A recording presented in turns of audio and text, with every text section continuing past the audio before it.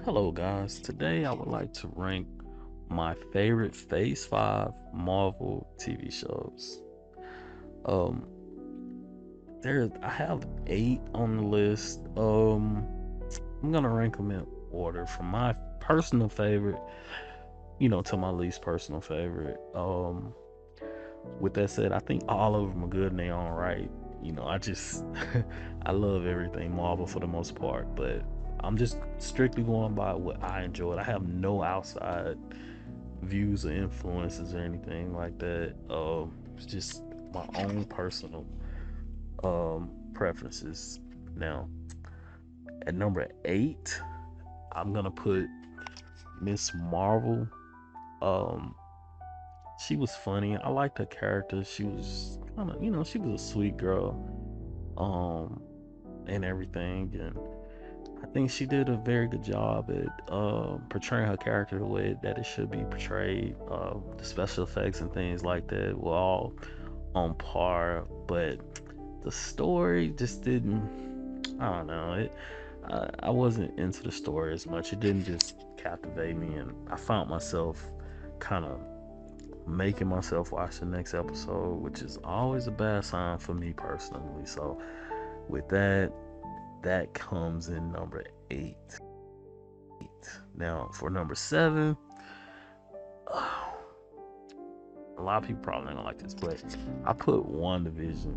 Um, I I watched the show. I did enjoy the show, but um, the whole like being in a Wanda created world, in the 50s, in the 50s is not my favorite era. I just, the 50s or 60s, whatever year it was, I just, I didn't find myself just really, really enjoying the show. I mean, I watched it.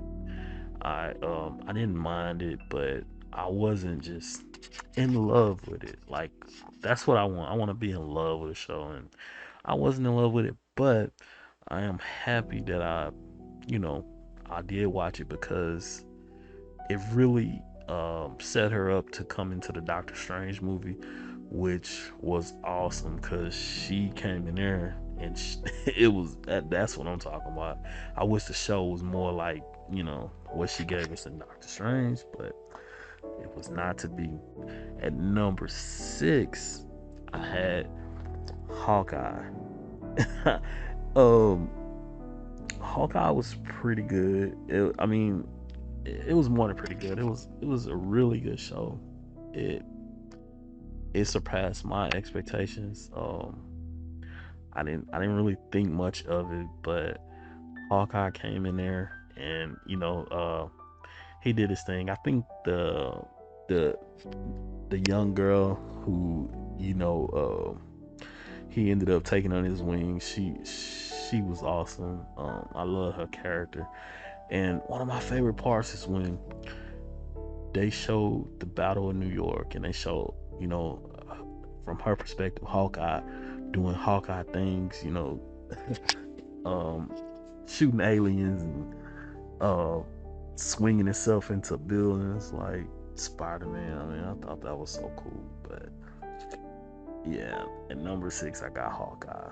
Now, number five, I got Moon Knight. And Moon Knight was it was so trippy. It was the I love the special effects. I really like the giant gods battling. I'm a big nerd when it comes to like ancient Egypt and things like that. So, you know, uh, they got me with that. I love that. And then the whole gods having an avatar into this world. They that was me. I love that. At number four, I have my girl, She-Hulk. I love She-Hulk, man.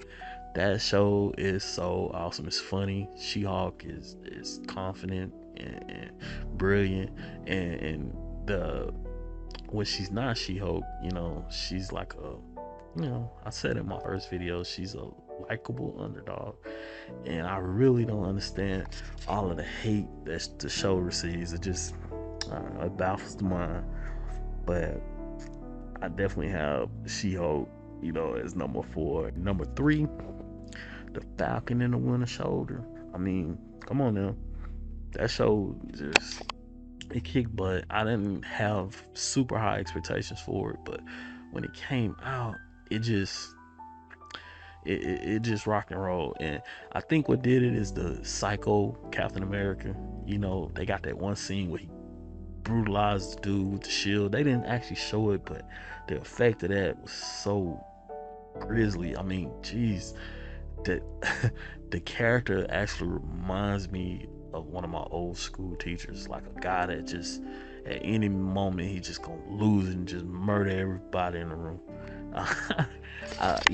Hey, I really did enjoy that Captain America, and well, I'm sorry, the Winter Soldier and and the Falcon, or the Falcon and the Winter Soldier. I mean, that show was really rocking.